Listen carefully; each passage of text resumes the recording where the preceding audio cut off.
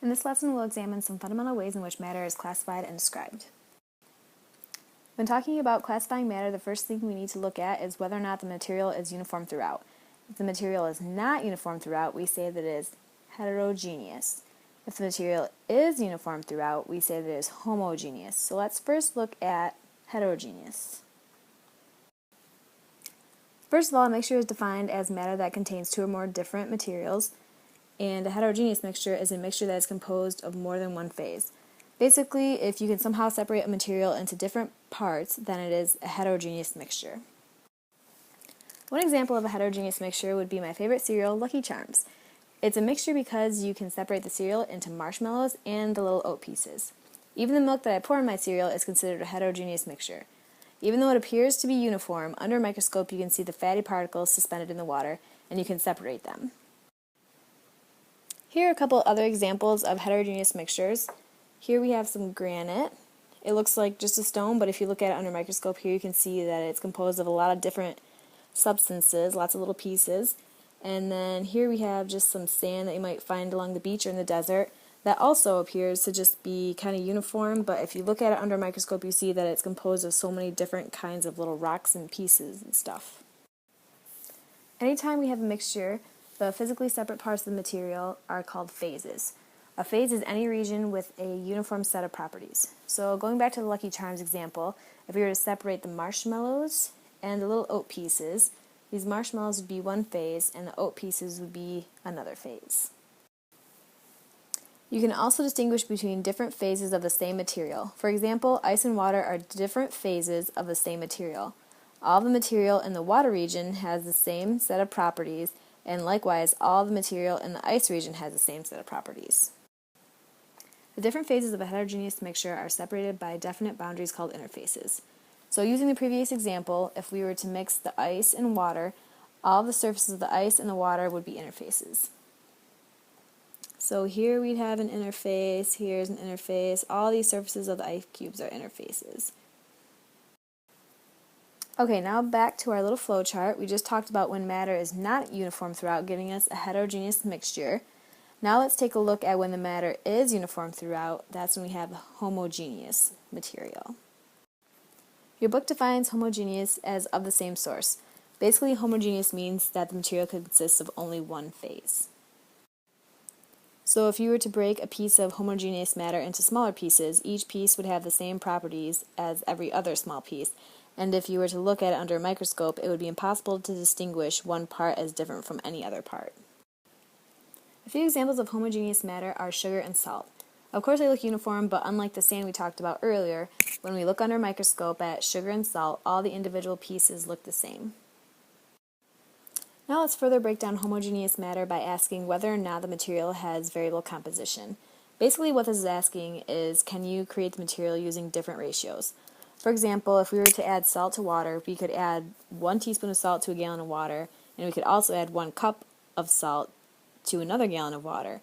In both of these cases, we would have salt water, but the second one would be a little more concentrated. So there are different ways to compose salt water, and that makes it a homogeneous mixture, or what we call a solution here. A solution is a homogeneous mixture composed of a solute and a solvent. So when looking at a solution, we notice that there are two pieces to it. We have a solute and we have a solvent. The solute is a substance present in lesser quantity in the solution, and the solvent is a substance present in greater quantity in the solution.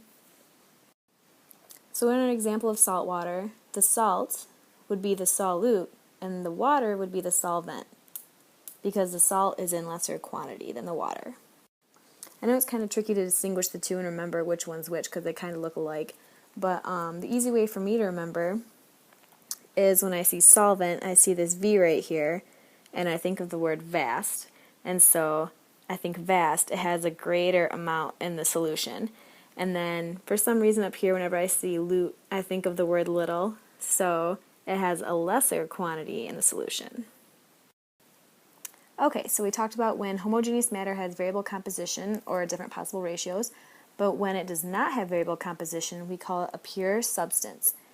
When there's only one ratio that we can use to compose the homogeneous matter, that's when it's a pure substance.